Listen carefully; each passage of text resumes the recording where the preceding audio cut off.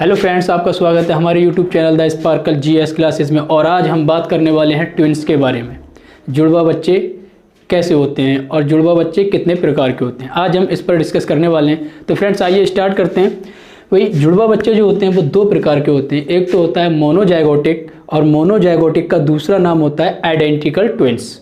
और दूसरा होता है हमारा डाइजाइगोटिक, या डाइजाइगोटिक का दूसरा नाम होता है फ्रेटर्नल ट्विंस। ये दो प्रकार के जुड़वा बच्चे होते हैं। तो फ्रेंड्स अब हम स्टार्ट करते हैं।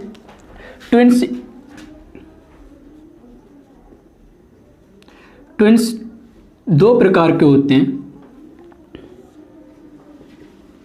एक तो होता है हमारा मोनोजाइगोटिक, और मोनोजाइगोटिक का ही दूसरा नाम होता है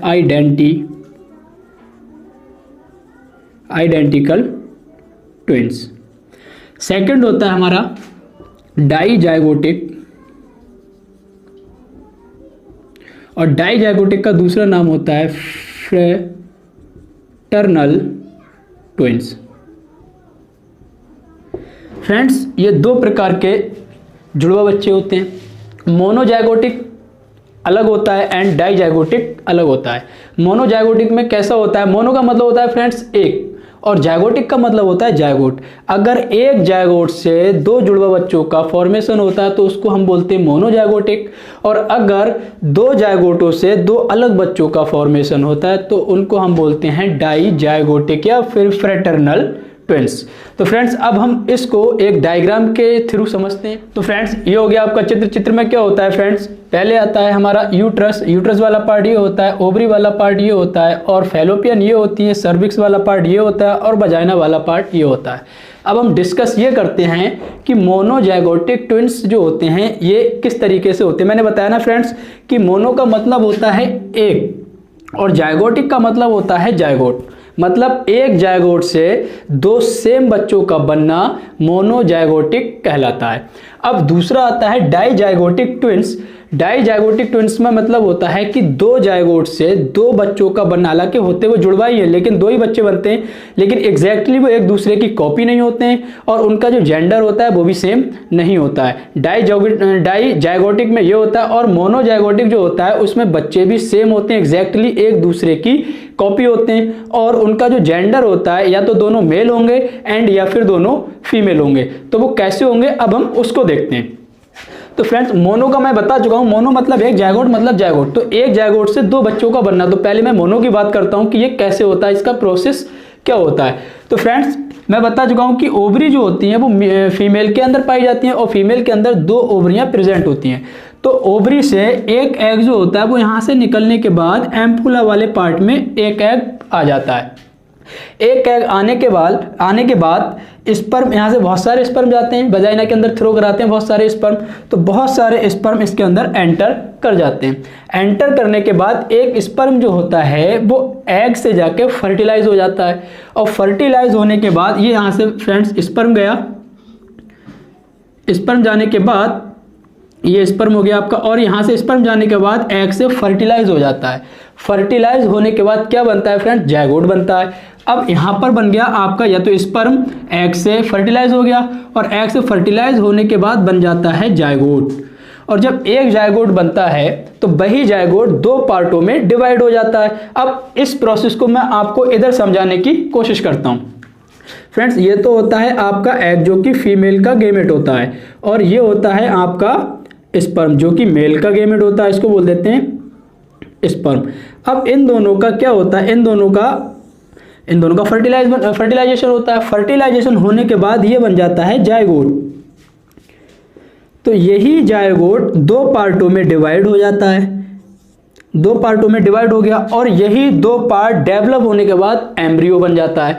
और यही सेम जाइगोट जो होते हैं इनका जब डेवलप होने के बाद डेवलप होता रहता है तो यही दोनों जाइगोट एम्ब्रियो में कन्वर्ट हो जाते हैं। अब दोनों एम्ब्रियो सेम होते हैं, दोनों की दोनों एम्ब्रियो सेम होते हैं, क्योंकि फ्रेंड्स मैं बता चुका हूं कि एग जो होता है, एग होता है फीमेल का गेमेट, स्पर्म जो होता है ये होता है मेल का गेमेट। अब अगर मैं फीमेल की बात करूं तो फीमेल में क्रोमोसोम्स XX होते हैं और मेल में क्रोमोसोम्स XY होते हैं। अगर फीमेल से एक X क्रोमोसोम्स आ गया तो भाई स्पर्म वाला जो मेल वाला है उसमें एक्स वाई होते हैं, या तो एक्स आएगा या फिर वाई आएगा। अगर स्पर्म से एक्स आया यानी कि मेल से अगर एक्स आया तो ये बन जाएगा फीमेल कंडीशन हो जाएगी कि भाई यहाँ पर जो बच्चा बनेगा वो फीमेल होगा।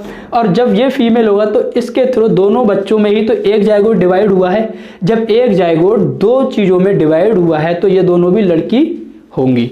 या फिर एक्स से एक्स आए, स्पर्म से वाई आए तो बन जाता है लड़का, और वही जायगोट दो भागों में डिवाइड हो जाए तो दो लड़के हो जाएंगे। तो फ्रेंड्स ये सिस्टम होता है। मोनोजाइगोटिक का मतलब होता है कि या तो दोनों बच्चे एग्जैक्टली सेम होंगे पहली कंडीशन, और दोनों का जेंडर जो होता है वो भी सेम होता है, या तो दोनों लड़कियां होंगी या फिर दोनों लड़के होंगे। ये आप इधर चित्र देख पाते होंगे कि ये दोनों बच्चे सेम दिखाई दे रहे हैं इस साइड में। तो ये कंडीशन जो होती है ये मोनोजाइगोटिक ट्विंस में ही पाई जाती है। अब मैं आपको बताता हूं सेकंड डाइजाइगोटिक कंडीशन क्या होती है या डाइजाइगोटिक ट्विंस क्या होते हैं। फ्रेंड डाइजाइगोटिक ट्विंस जो होते हैं इसमें क्या होता है, इसमें फीमेल के अंदर दो ओवरीज होती हैं और दोनों ओवरी से प्रत्येक महीने एक एग निकलता है, चाहे वो इससे निकले या इससे निकले। लेकिन जब कभी दो बच्चों का फॉर्मेशन होता है और डाइजाइगोटिक ट्विंस बनते हैं तो उसमें ये होता है कि एक एग तो फ्रेंड्स इस ओवरी से निकलता है और दूसरा एग इस ओवरी से निकलता है, मतलब एक ही महीने दोनों एग रिलीज हो जाते हैं। अब दोनों एग रिलीज हो गए, इससे यहाँ से जाते हैं आपके स्पर्म तो बहुत सारे जाते हैं। अब एक स्पर्म यहाँ पर आकर इस वाले एग को फर्टिलाइज कर देता है, दूसरा स्पर्म यहाँ पर जाकर इस वाले एग को फर्टिलाइज कर देता है। अब दोनों एग फर्टिलाइज हो गए तो फ्रेंड्स दोनों एग जब फर्टिलाइज हो जाएंगे तो एग फर्टिलाइज होने के बाद जाइगोट बनेगा। फिर जाइगोट जो होता है वो किसी दो पार्टों में डिवाइड नहीं होता है, ये बन गया आपका जाइगोट और ये भी बन गया आपका जाइगोट। यही जाइगोट यूट्रस में आकर एंडोमेट्रियम वाली लेयर में कनेक्ट हो जाते हैं और यहीं पर एम्ब्रियो का डेवलपमेंट होना स्टार्ट हो जाता है, जिससे कि दो बच्चों का निर्माण होना शुरू हो जाता है। लेकिन इस कंडीशन में ऐसा होता है कि जो दो बच्चे बनते हैं वो एग्जैक्टली एक दूसरे की कॉपी नहीं होते हैं, जो कि आप इस वाले फिगर में देख पाते होंगे, एक मेल है या फिर दूसरा फीमेल है।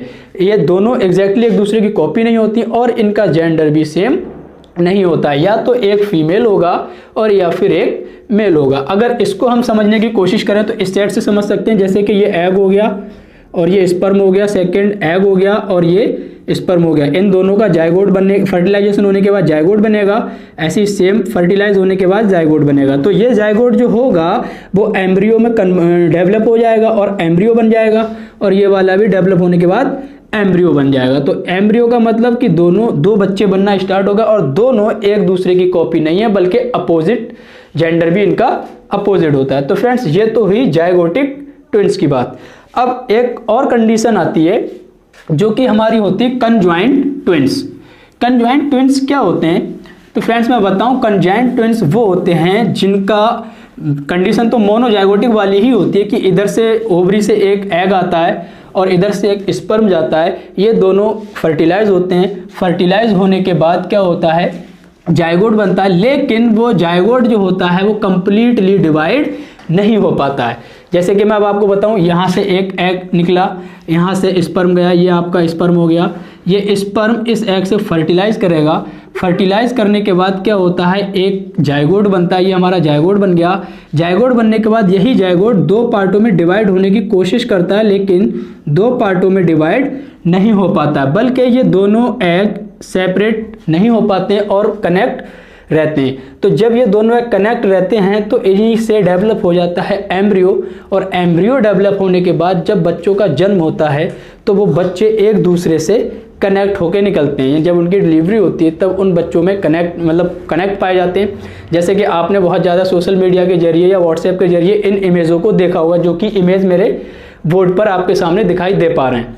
ये इमेज ऐसा होता है कि या तो इनका फ्रंट वाला पार्ट जैसे पेट वाला पार्ट होता है, ये दोनों कनेक्ट होते हैं, या बैक साइड वाला भी, दोनों एक दूसरे से कनेक्ट होते हैं, और इन बच्चों का सर्वाइवल होना भी बहुत मुश्किल होता है।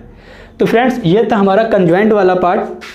अब मैं आपको बताऊं एमनियोसेंटेसिस टेस्ट क्या होता है। फ्रेंड्स एमनियोसेंटेसिस टेस्ट जो होता है क्या होता है,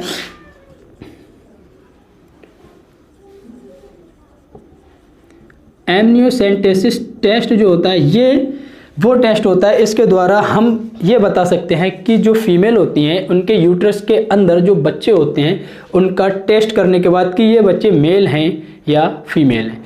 तो इस जैसे कि इन बच्चों का जो पता लगाया जाता है वो एमनियोसेंटेसिस टेस्ट के द्वारा ही पता लगाया जाता है। जैसे कि गवर्नमेंट ने इस चीज़ को वैसे बैन कर रखा है। बैन क्यों कर रखा है? बैन इसलिए कर रखा है कि बहुत कुछ परिवारों में ऐसा होता था कि उनकी 3 लड़कियां या 4 लड़कियां हैं, उसके बाद नेक्स्ट टाइम भी जब प्रोसेस ऐसा आया तो उन्होंने क्या किया, डॉक्टर के पास गए, डॉक्टर साहब से बोले साहब डॉक्टर साहब इसको चेक कर दो। उन्होंने चेक किया, चेक करने के बाद उन्हें बता दिया कि साहब फिर से लड़की है। तो वो क्या करते थे, उस लड़की को गर्भ के अंदर ही मरवा दिया करते थे। तो उसको बोलते हैं हत्या, भ्रूण हत्या, जब गर्भ के अंदर मरवा देते। तो इससे गवर्नमेंट ने इस चीज़ को बैन कर दिया। और बैन करने के बाद आपने देखा होगा जो हॉस्पिटल वगैरह जो होते हैं उस पर आज भी लिखा होता है कि यहाँ पर गर्भ के लिंग की जांच करना या करवाने पर कानूनी अपराध है। ये इस टाइप से कुछ वर्ड लिखे होते हैं बैनर पे हॉस्पिटल के अंदर, वो इसीलिए लिखे होते हैं क्योंकि वहाँ पर बच्चे की जो लिंग का जांच करने का प्रोसेस होता है वो बैन कर रखा है गवर्नमेंट ने, इसीलिए इसको नहीं किया जाता है। तो फ्रेंड्स अब हम बात करते हैं, आज का हमारा टॉपिक जो था वो क्लियर हो चुका है और उम्मीद है कि आप लोगों की समझ में आया भी होगा। अगर आपकी समझ में ना आया हो तो प्लीज़ हमारे कमेंट बॉक्स में कमेंट करें जिससे कि हम आपको बहुत अच्छे से समझाने की कोशिश कर पाएँ। थैंक्स।